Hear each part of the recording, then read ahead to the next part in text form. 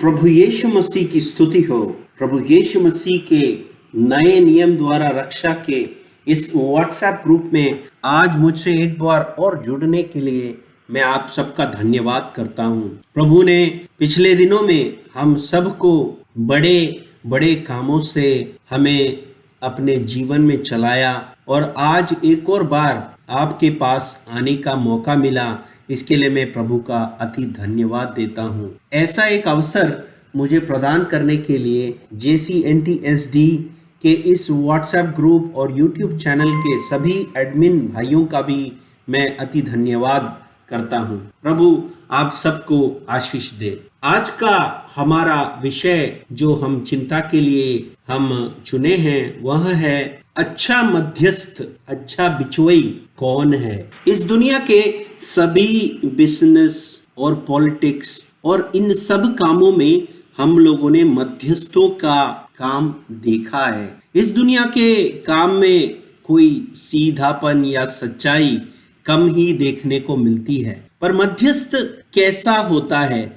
मध्यस्थ ऐसा व्यक्ति होता है जो दो या उससे ज्यादा जो पार्टियां होती हैं उसके बीच में एक न्यूट्रल व्यक्ति बनकर काम करता है। ऐसा व्यक्ति जो दोनों पक्षों का प्रतिनिधित्व कर सकता है। वो ऐसा व्यक्ति होता है जिस पर कि विश्वास बहुत जरूरी है। दोनों पार्टियों का विश्वास बहुत जरूरी है। ये ऐसा एक व्यक्ति होता है जो कई तरह के प्रस्ताव रखता है जिसमें से कुछ प्रस्ताव दोनों पार्टियों को सम्मत होता है और उनकी सम्मति उसमें होती है और उसके द्वारा वह दो पार्टियों के बीच में समाधान बनाने का काम करता है। पर इसमें एक बहुत जरूरी बात यह है कि दोनों पार्टियों को ऐसा लगना चाहिए कि ये हमारे तरह या हमारे तरफ से ये सोच सकता है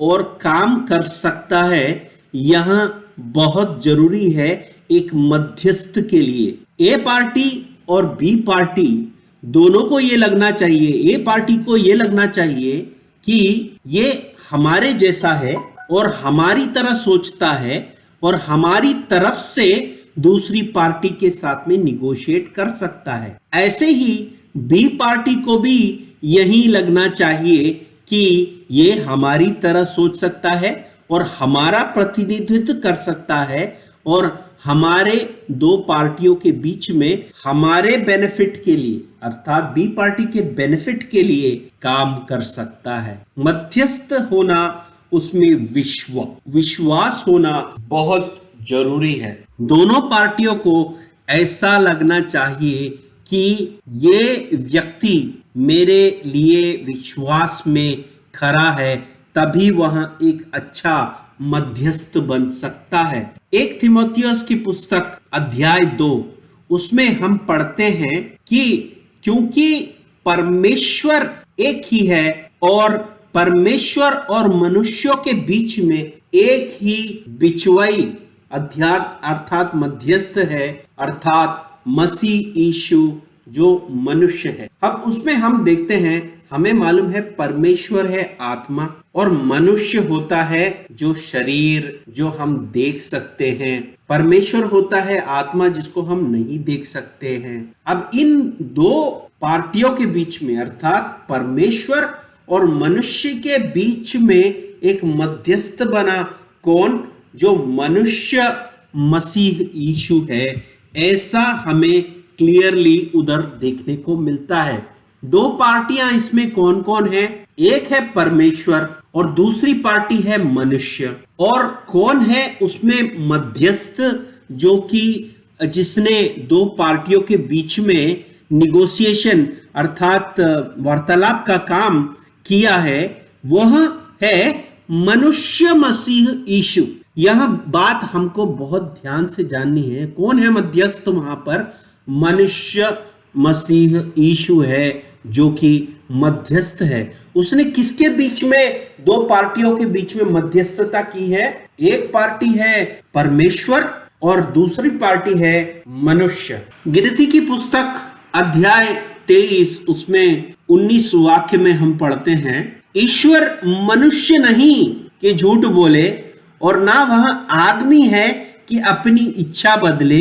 क्यों, क्या जो कुछ उसने कहा उसे ना करे, क्या वह वचन देकर उसे पूरा ना करे।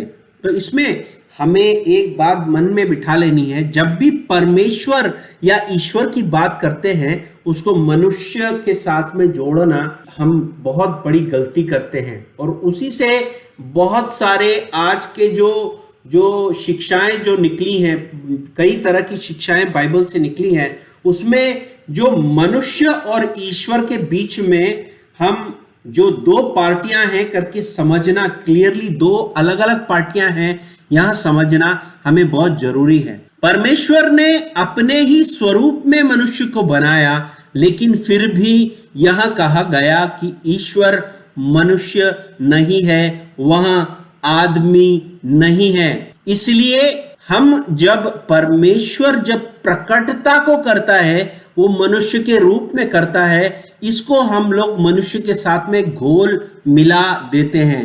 प्रभु यीशु मसीह इस दुनिया में जब प्रकट हुए उन्होंने कई तरह की बातें की। उन्होंने कहा कि मैं अपने आप से कुछ नहीं करता, परमेश्वर मुझ में रहकर अर्थात पिता मुझ में रहकर सारे कामों को करते हैं। अब एक उसके अंदर जब हमेशा प्रभु यीशु मसीह के जो वचन है उसके अंदर उन्होंने क्लियरली कहा है कि जब वो बात करते हैं तो दो जनों की गवाही होती है। एक व्यक्ति बात करने पर दो जनों की गवाही कैसे हो सकती है? हमें यह समझना है कि एक जो मनुष्य जो खड़ा है वह गवाही दे रहा है और एक जो उसमें जो आत्मा है वो उसकी गवाही है, और ये दोनों अलग अलग नहीं है।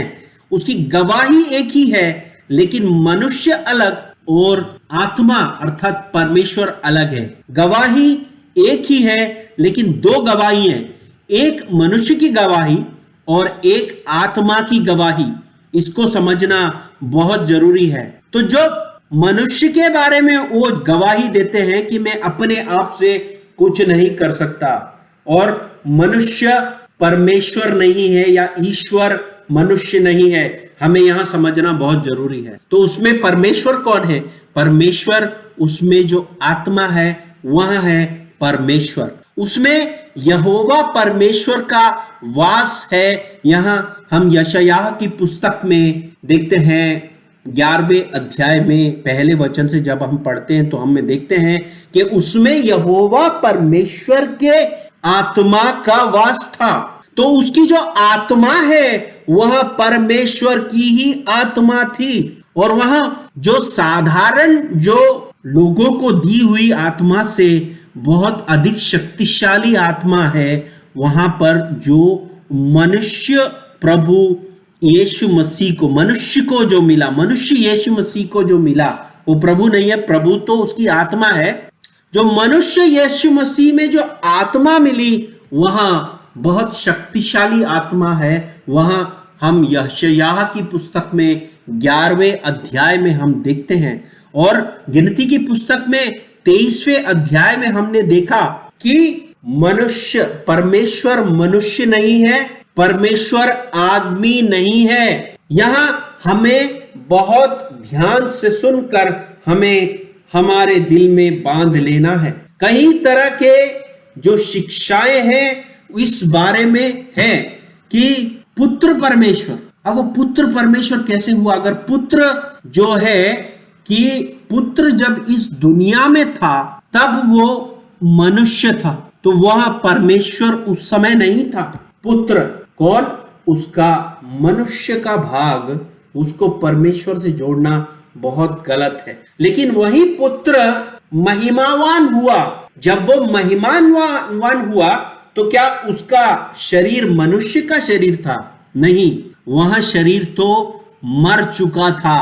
हमें पता है कि पुत्र का जन्म हुआ और पुत्र का मरण भी हुआ, और वह जो दूसरा आदम था वह एक जीवन देने वाली आत्मा बन गई। यह वचन भी हमें मालूम है कि वह जड़ और रक्त ना रहा। जड़ और रक्त में आकर उसने दूसरे पुत्रों को छुड़ाने का काम किया, अर्थात एक रक्षक का काम किया। लेकिन वह जड़ और रक्त नहीं रहा, क्योंकि वह तो मृत्यु को प्राप्त हो गया, मनुष्य मृत्यु को प्राप्त हो गया। ऐसा एक मध्यस्थ जो कि मनुष्य भी था और उसकी आत्मा परमेश्वर की आत्मा थी। इसीलिए इब्रानियों की पुस्तक 1 अध्याय में 1 और 2 वचन को पढ़ना बहुत जरूरी है। अध्याय 1 इब्रानियों की पुस्तक पहला वाक्य से मैं पढ़ रहा हूं। पूर्व युग में परमेश्वर ने बाप दादों से थोड़ा थोड़ा, अर्थात कहीं जो भविष्यद्वक्ता थे उनके द्वारा थोड़ा थोड़ा करके और भांति भांति से भविष्यद्वक्ताओं के द्वारा बात करके, इन दिनों के अंत में हमसे पुत्र के द्वारा बात करके, जिसे उसने सारी वस्तुओं का वारिस ठहराया और उसी के द्वारा उसने सारी सृष्टि रची है। वहां उसकी महिमा का प्रकाश है और उसके तत्व की छाप है और सब वस्तुओं की अपनी सामर्थ्य के वचन से बदल डालता है। वह पापों को धोकर ऊंचे स्थानों पर महिमावन के दाहिने जा बैठा है। तो हम जानते हैं कि पुत्र जो है, पुत्र के द्वारा इस दुनिया में बात किया गया, पुत्र के द्वारा। तो जहां पर पहले भविष्यद्वक्ता और जो लेवी थे, जो कि पुरोहित थे, उनके द्वारा परमेश्वर ने मध्यस्थता की मनुष्यों के साथ में, ताकि क्रिस्तु की आत्मा, हम देख रहे हैं पहले पत्रस 1 में 10 और 11वें वाक्य में हम देखते हैं कि सब जो पहले जो बातें की गई भविष्यद्वक्ताओं के द्वारा, वह बातें की गई वो मसीह के आत्मा के द्वारा, क्रिस्तु के आत्मा के द्वारा ही वह सब बातें की गई। तो मध्यस्थता जब की गई उसमें भी मनुष्य था। वो मनुष्य कौन था? वो मनुष्य था कोई एक भविष्यद्वक्ता या एक पुरोहित लिवाई के द्वारा परमेश्वर ने उस समय मध्यस्थता की।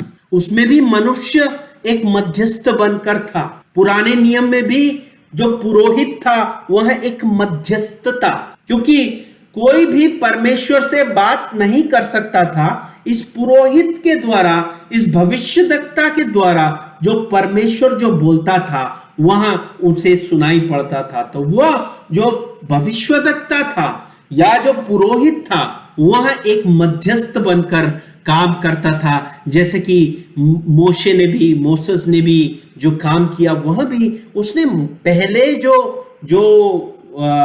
नियम था उसका मध्यस्थ बनकर काम किया।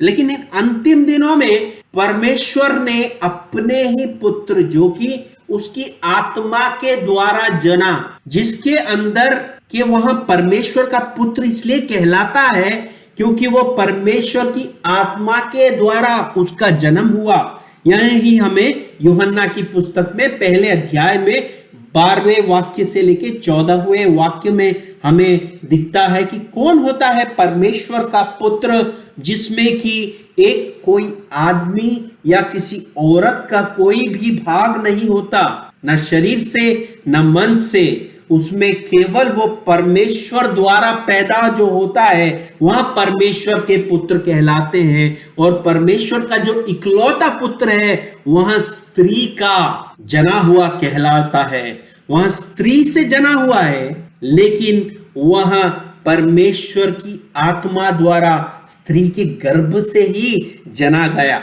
जो दूसरे पुत्र होंगे जो उसके द्वारा जने जाएंगे, वह सब परमेश्वर की ही उसी आत्मा से जने जाएंगे, लेकिन वह फिर से जने हुए और नए सिरे से जने हुए कहलाएंगे। तो हमेशा मध्यस्थ कैसा हुआ? मध्यस्थ ऐसा व्यक्ति हुआ जिसका कि मनुष्य का शरीर है, वो दिखने में मनुष्य जैसा है, वो मनुष्यों से बातें कर सकता है, लेकिन उसमें जो आत्मा का जो प्रवर्तन है वह परमेश्वर की आत्मा है। ऐसा ही व्यक्ति अच्छा मध्यस्थ बन सकता है।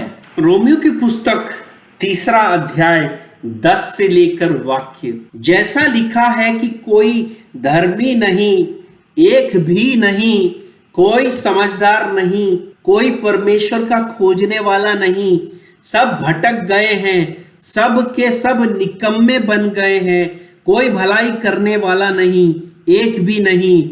उनका गला खुली हुई कब्र है, उन्होंने अपनी जीभों को छल किया है, जीभों से छल किया है। सच जानते हुए भी ज्यादातर जो मनुष्य है वह छल ही कर रहे हैं। उनके होठों में सांपों का विष है और उनका मुंह श्राप का और कड़वाहट भरा है। उनके पांव लहू बहाने के से को फुर्तीले हैं, उनके मार्गों में नाश और क्लेश है। उन्होंने कुशल का मार्ग नहीं जाना, उनकी आंखों के सामने परमेश्वर का भय नहीं है। हम जानते हैं कि व्यवस्था जो कुछ भी कहती है उन्हीं से कहती है और जो व्यवस्था के अधीन है, इसलिए हर एक मुंह बंद किया जाए और सारा संसार परमेश्वर के दंड के योग्य ठहरे।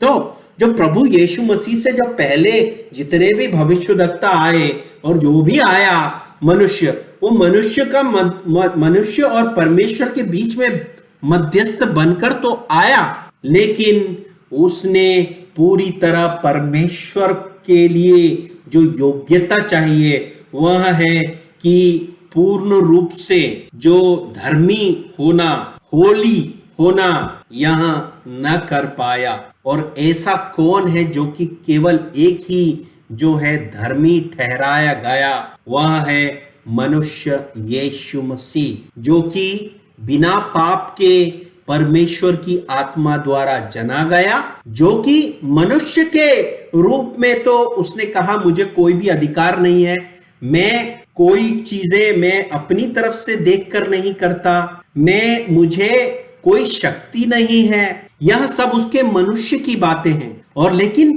पिता मुझ में रहकर सारे कामों को करते हैं, वह उसकी आत्मा का काम। जो भी मैं करता हूं वह सब आत्मा के द्वारा पिता मुझ में रहकर अपनी प्रवृत्ति को करते हैं। तो चंगाई करने का काम, पापों को क्षमा करने का काम, अद्भुत काम, ये सब कौन कर रहा था? परमेश्वर अर्थात आत्मा जो उसमें है। वह अपने खुद के नाम से नहीं आया, मनुष्य खुद के नाम से नहीं आया। आदि में वचन था, वचन परमेश्वर के साथ था, वो परमेश्वर ही था, वचन परमेश्वर ही था। लेकिन परमेश्वर अर्थात वचन जड़ बन गया और हमारे बीच में उसका वास हुआ। वो जड़ बन गया, आत्मा जड़ बन गई, आत्मा उस शरीर में वास की। यीशु ने अर्थात यीशु मसीह ने जो कि परमेश्वर ही था, उसने इस पुत्र को, एक शरीर को चुना जो कि यहोवा ही है, जो यहोवा की आत्मा ही है। यशायाह की पुस्तक में हम देखते हैं वह यहोवा की ही आत्मा है। उसने इस शरीर को चुना। इस शरीर का नाम क्या नाम रखा गया? मैं अपने पिता के नाम से आया हूं। तो वो शरीर, वो मनुष्य किस नाम से आया? अपने पिता के ही नाम से आया।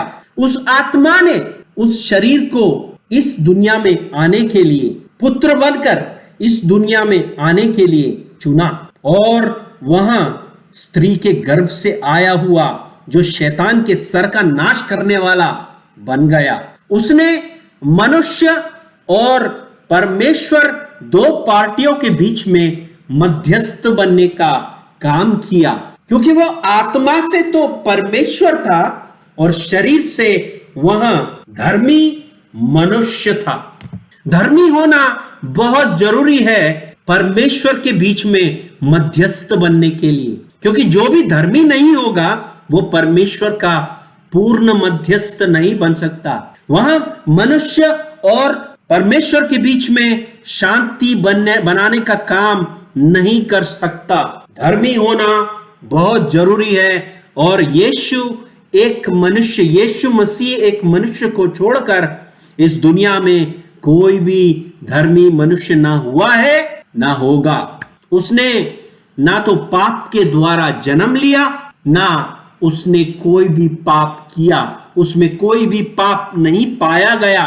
वह इस्राएल का धर्मी कहलाया गया, परमेश्वर का धर्मी कहलाया गया। जाति के जो रोमी थे वह भी उसको धर्मी उन्होंने कहा।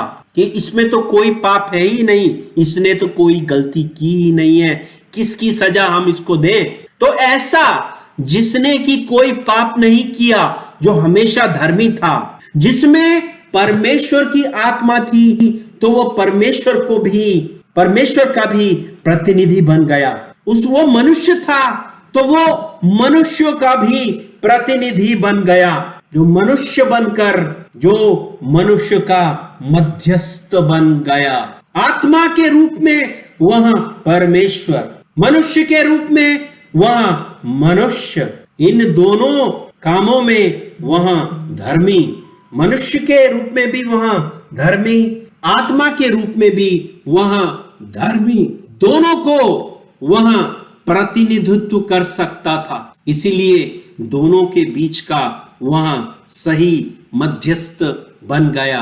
पर इस दो चीजों को, मनुष्य को और जो आत्मा है वो परमेश्वर को, दोनों को जोड़कर व्यक्तियां बनाने वाले बुद्धू लोग इस दुनिया में बहुत सारे लोग हैं। परमेश्वर आत्मा है, उसने इस शरीर को चुना, इस शरीर को उसी का नाम दिया, अर्थात यहोशुआ हम मसीहा, अर्थात यहोवा, यहोशुआ, यह मेरा, जो यह मेरा रक्षा बन गया, वह है मसीहा, अर्थात मसीह की आत्मा, जो कि परमेश्वर की ही आत्मा है। 1 कुरिन्थियंस 12 में हम पढ़ते हैं। इसीलिए इब्रानियों की पुस्तक 9वें अध्याय में जब हम 10 से पढ़ते हैं तो हमें बताते हैं कि इसलिए कि वे केवल खाने पीने की वस्तुएं और भांति भांति के स्नान विधि के आधार पर शारीरिक नियम है, जो पुराना नियम है उसके बारे में बता रहे हैं, जो सुधार के समय तक के लिए नियुक्त किए गए हैं। तो जब तक सुधार चाहिए था, परमेश्वर ने केवल जो मनुष्यों में से ही भविष्यद्वक्ताओं को उठाया और उन्हीं से के द्वारा मनुष्य से बातें की, मनुष्य से मध्यस्थता की। परंतु जब मसीह आने वाली अच्छी अच्छी वस्तुओं का महायाजक होकर आया, तो उसने और भी बड़े और सिद्ध तंबू का मतलब है जो आलय। इसीलिए प्रभु यीशु मसीह ने कहा, तुम इस आलय को गिरा दो। किसको? उसके शरीर को गिरा दोगे तो मैं एक नया आलय 3 दिन में खड़ा कर दूंगा। तो इस तंबू की बात हो रही है, इस परमेश्वर के आलय की बात हो रही है। वो कौन है? जो मनुष्य मसीह है, यीशु मसीह है। मनुष्य यीशु मसीह है जो तंबू है, जो कि महायाजक है, जो कि और क्या है, एक और है, और बकरों और बछड़ों के लहू के द्वारा नहीं, अपने ही लहू के द्वारा पवित्र स्थान में प्रवेश किया और अनंत छुटकारा प्राप्त किया। यहां पवित्र स्थान किधर है? यहां पवित्र स्थान है स्वर्ग में, जो एक ही अब पवित्र स्थान है, जो स्वर्ग में जो पवित्र स्थान है। उसने किसका याग चढ़ाया, किसका उसने भेंट चढ़ाया? उसने अपने ही शरीर का, उसने बकरों और बछड़ों का जैसा पुराने नियम में था उसका लहू नहीं चढ़ाया। तो अब देखें कि जो मनुष्य जो प्रभु यीशु मसीह है, वो कौन है? वह तंबू है, अर्थात आलय है, जिसको कि उन्होंने गिराया। किसने? यहूदियों ने और रोमियों ने उस समय मिलकर उसके आलय को गिराया। उस आलय को उसने 3 दिन में वापस खड़ा कर दिया। उसने महायाजक बनकर अपने आप को भेंट चढ़ाया। वहां पर वो मनुष्य बनकर वहां काम किया, जो मध्यस्थ बनकर उसने वहां काम किया, जो कि पुराने नियम में जो वहां के जो शास्त्री थे वो करते थे। और उसने किसको भेंट चढ़ाया? वो बकरों और बछड़ों को, जो पुराने नियम में जो भेंट चढ़ाते थे, उसकी जगह उसने अपने ही शरीर को अपने ही लहू के द्वारा उसने भेंट चढ़ाया। पुराने नियम में भी जब पाप किए वो मनुष्य को मध्यस्थता करने के लिए तब का महायाजक, तब का शास्त्री यही सब काम करता था, लेकिन उसमें ये सब अलग अलग वस्तुएं थी। लेकिन जब मनुष्य यीशु मसीह इस दुनिया में, आत्मा यीशु मसीह के नाम पर आया, वो आत्मा उसमें बसी और उस शरीर को नाम दिया गया वहीं यीशु मसीह एक ही बचाने वाला है, वो परमेश्वर अकेला है। उसी के नाम से यहाँ पुत्र मनुष्य आया। तो मसीह का लहू 14वें वाक्य में लिखा है, तो मसीह का लहू जिसने अपने आप को सनातन आत्मा के द्वारा परमेश्वर के सामने निर्दोष चढ़ाया, उसने उस शरीर में रहकर सनातन आत्मा ने ही वह काम किया। उस आत्मा ने जो कि जब वह क्रूस पर था, एलोही एलोही लेमा सबक्तानी, कब यह कहा गया? जब वहां कीलों पर ठोक कर उस शरीर को अब हिलने की कोई संभावना नहीं थी, जब वो शरीर अपने आप से कुछ भी नहीं कर सकता था, उस समय उस आत्मा को उसने छोड़ दिया। वो आत्मा, वाई डू यू forsake मी, तुमने पिता मुझे तुमने क्यों छोड़ दिया? यहां आवाज तब आई जब वह और कुछ शरीर से नहीं कर सकता था। उस आत्मा ने उस शरीर में रहकर उस काम को अंजाम दिया। किस काम को? जो कि पूरी तरह से एक धर्मी मनुष्य के भेंट को, उसके लहू को महायाजक बनकर सिद्ध तंबू, अर्थात जो कि एक ही सिद्ध तंबू है, एक ही जो कि सब तरफ से धर्मी मनुष्य है, उसका भेंट चढ़ाया गया। वही नया आलय बन गया। जो नया आलय अब है वह आत्मीय आलय है। हम देखते हैं कोलोसियों की पुस्तक, उसमें उसके शरीर में, उसके जो आत्मीय शरीर में परमेश्वर की सारी संपूर्णता का वास है। हम देखते हैं कोलोसियों की पुस्तक 2 से लेकर 9 तक के वाक्यों में हम देखते हैं। तो फिर हम देखते हैं इब्रानियों की पुस्तक 9वें अध्याय में 15वें वाक्य में कहा गया, और इसी कारण वह नई वाचा का मध्यस्थ है, ताकि उस पर मृत्यु के द्वारा जो पहले वाचा के समय के अपराधों से छुटकारा पाने के लिए हुई है, बुलाए हुए लोग प्रतिज्ञा के अनुसार अनंत मीरास को प्राप्त करें। क्योंकि जहां वाचा बांधी गई है वहां वाचा बांधने वाले की मृत्यु को समझ लेना बहुत अवश्य है। इसीलिए मृत्यु के पहले यह वाचा पूरी नहीं होती है। कई लोग जो सुसमाचार है उसको सुसमाचार की पुस्तकों में ढूंढते रहते हैं, पर सुसमाचार कब पूर्ण होता है? नई वाचा पूर्ण होने के बाद में, जबकि मध्यस्थ ने अपने आप को भेंट बनाकर, अपने आप को महायाजक बनाकर, अपने आप को परमेश्वर का आलय तोड़कर उस आलय को फिर से एक आत्मीय आलय नहीं बनाया, तब तक सुसमाचार पूरा नहीं होता है। इसीलिए सुसमाचार को समझना बहुत जरूरी है। क्या है सुसमाचार? 1 कोरिन्थियों की पुस्तक 15वें अध्याय में 1 से लेकर वाक्य, पर प्रभु यीशु मसीह का इस दुनिया में एक मनुष्य के शरीर में आना, पुत्र के रूप में जन्म लेना, उसका इस दुनिया में सब तरह से धर्मी बनकर जीना, उसकी मृत्यु, उसका पुनरुत्थान अर्थात जीवन से फिर उठना, यहाँ और उसका शिष्यों द्वारा फिर से देखा जाना। शिष्यों द्वारा देखे गए वहीं शिष्यों ने सुसमाचार को दुनिया में सब लेकर गए। जो शिष्यों के द्वारा जो बताया गया वह था सुसमाचार। इस पूर्ण सुसमाचार को ग्रहण करना जो कि प्रेरितों के काम में 2 अध्याय से शुरू होता है, इसको ग्रहण करना परमेश्वर की आत्मा के द्वारा ही संभव है। उस मध्यस्थ को समझना कि वह मनुष्य था, वो खुद से कुछ नहीं कर सकता था, आत्मा के द्वारा उसने सारे कामों को अंजाम दिया। एलोही लोही लेमा सबक्तानी, मतलब पिता पिता, परमेश्वर परमेश्वर मुझे क्यों तुमने छोड़ दिया। तब तक उस शरीर में वास कर कर जो उसको मध्यस्थ बनाकर, मनुष्य को मध्यस्थ बनाकर जो आत्मा ने काम किया, जिस आत्मा का नाम ही उस शरीर को मिला अर्थात पुत्र को मिला, यहोशुआ, यहोवा ही मेरी रक्षा, वही मेरा मसीह अर्थात मेरा बचाने वाला अर्थात अभिषिक्त। यहां जानना बहुत जरूरी है कि यह मध्यस्थ कौन है। वह मनुष्य भी है, वो परमेश्वर ही है।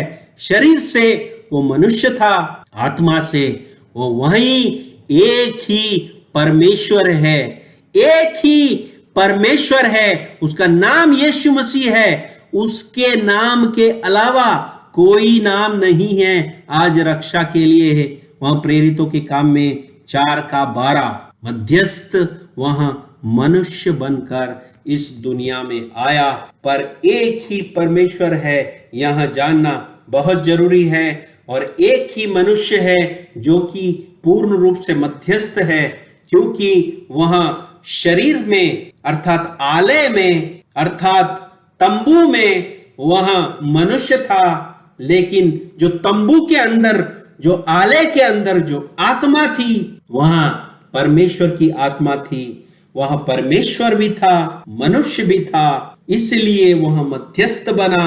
लेकिन इससे परमेश्वर 2 या 3 व्यक्ति नहीं हो जाते हैं, परमेश्वर एक ही है। यहां हमें तीमुथियुस की पुस्तक 2 अध्याय में 5 में क्लियरली देखने को मिलता है। मुझे परमेश्वर प्रभु यीशु मसीह से यही प्रार्थना है कि यहाँ वचन आपके हृदय में यहाँ खोले कि मनुष्य कौन है और परमेश्वर कौन है, यह समझ आए तो आपको पूर्ण रूप से मध्यस्थ कौन है यह समझ में आए, और यहाँ समझना उसके द्वारा कि परमेश्वर एक ही है, वह प्रभु यीशु मसीह है, यह समझना बहुत ही अत्यंत आवश्यक है। प्रभु आप सबको इन वचनों